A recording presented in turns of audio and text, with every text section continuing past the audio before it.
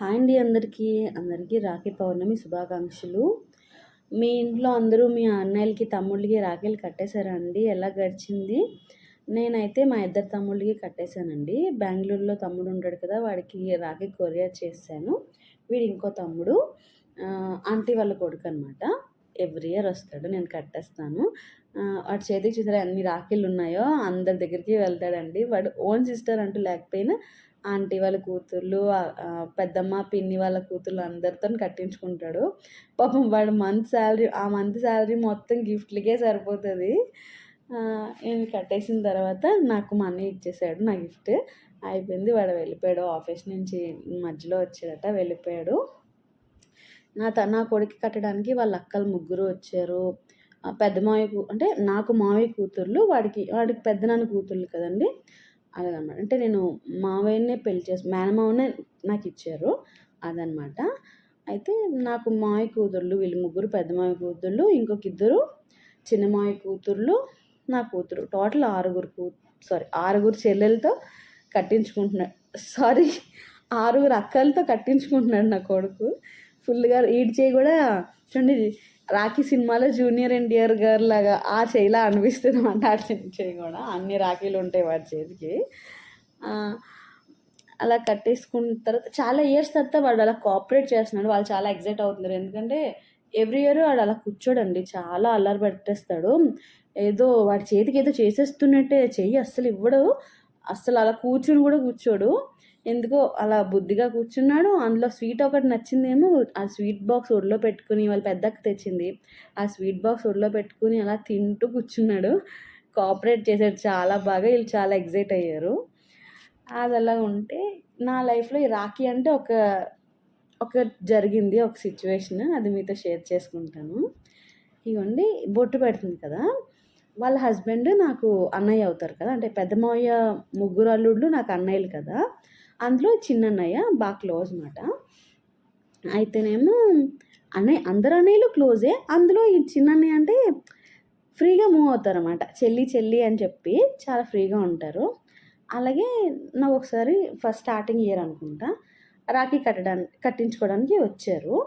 వస్తేనేమో నేను రాఖీ కట్టేశాను. కట్టేసిన తర్వాత అన్నయ్య చెల్లి అక్షింతలు అన్నారు. అన్న ఒక ఫ్యూ సెకండ్స్కి పర్లేదులే అనేసారు. సరే పర్లేదు అనుకొని నేను వచ్చేసాము, నాకు గిఫ్ట్ ఇచ్చేసారు, అయిపోయింది. ఆ రోజు అలా గడిచిపోయింది.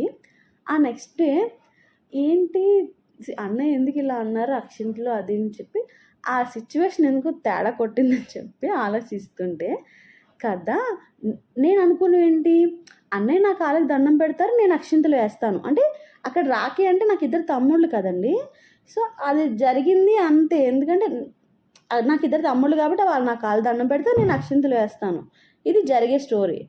ఇది కొంచెం మారింది, నాకు ఎవరు అన్నయ్య లేరు, కొంచెం మారేసరికి నేను కదా కాళ్ళకి దండం పెట్టాలి, నేను ఎందుకు మిస్ చేశాను, అన్నయ్య కాళ్ళకి దండం పెడితే అన్నయ్య నాకు అక్షింతలు వేయాలి, ఈ పాయింట్ ఎలా మిస్ చేశానా అని చెప్పి ఆ రోజంతా గింజుకున్నాను. ఇప్పటికీ రాఖీ అంటే నాకు ఇదే గుర్తొస్తుంది. అసలు ఆ అన్నయ్యతో ఇప్పటివరకు షేర్ చేసుకోలేదు.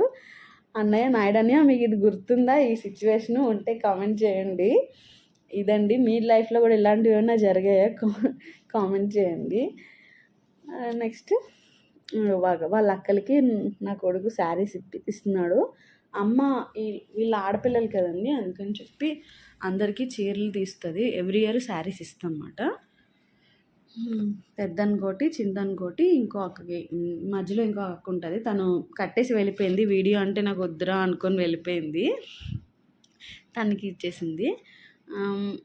వీళ్ళు ముగ్గురికి శారీస్ తీసిన తర్వాత ఇంకొక రెండో మాయ కూతుళ్ళు ఉన్నారు కదా, తనకి రీసెంట్గా పెళ్ళయింది, తనకి కూడా శారీ తీసింది. నా కూతురేమో మొన్న 100 అని అడుగుతుంది. అయితేనేమో ఏంటో దానికి ఒక ఆనందం, అంటే అంతేలేండి, రాఖీ అంటే గిఫ్ట్ కంపల్సరీ కదా, అది తీసుకొని కిడ్డీ బ్యాంక్లో వేసుకుంటుంది. ఆ కిడ్డీ బ్యాంక్ దృష్టి అంతా మాకు ఏదైనా అవసరం వస్తే చిల్లర ఏమైనా, తనకే కాదు నాది మా తమ్ముడు కిడ్డీ బ్యాంక్స్ కూడా అలాగే దోచేసేవాళ్ళండి. మా చిన్నప్పుడు దోచేసేవారంటే అది పెద్ద మాట అయిపోద్దేమో, అంటే వీళ్ళకి ఏ అవసరం వచ్చినా సరే కిడ్డీ బ్యాంక్ ఉంది కదా అని చెప్పి ఆ డిబ్బీలో దాచుకునివి ఏదో పిన్నీస్ అయినా పుల్లలైనా పట్టుకుని కాయిన్స్ తీసేవారనమాట. ఏదైనా అవసరం అయితే మొన్న లేదు రీసెంట్‌గా వరలక్ష్మి వ్రతంకి తాంబూలం ఇవ్వడానికి కూడా ఆ కిడ్డీ బ్యాంక్‌లోవే తీసామనుకోండి అది వేరే విషయం.